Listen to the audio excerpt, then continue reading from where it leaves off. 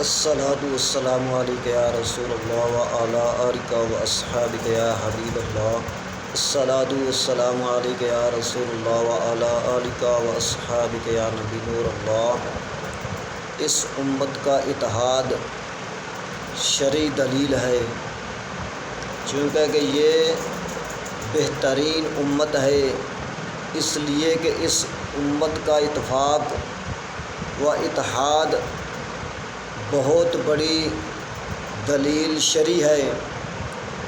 جو اس سے ہٹ کر چلے وہ گمراہی کے رستے پر ہے۔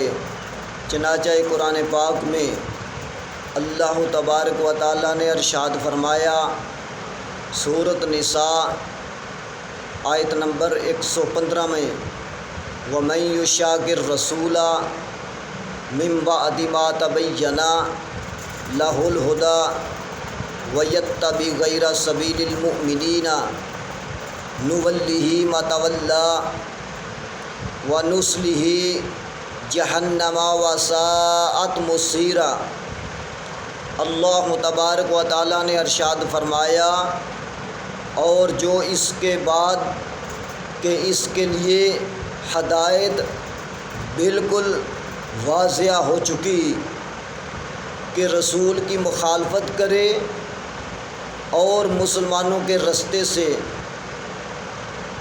جدا رستے کی پیروی کرے، تو ہم اسے ادھر ہی پھیر دیں گے جدھر وہ پھر گیا ہے، اور اسے جہنم میں داخل کریں گے، اور وہ کتنی بری لوٹنے کی جگہ ہے۔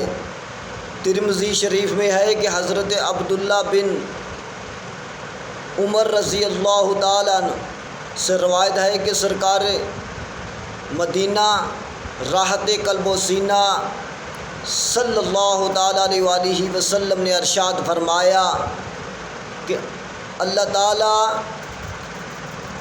میری امت کو گمراہی پر جمع نہ کرے گا، اور اللہ تعالیٰ کا دست رحمت جماعت پر ہے۔ جو جماعت سے جدا ہوا وہ دوزخ میں گیا۔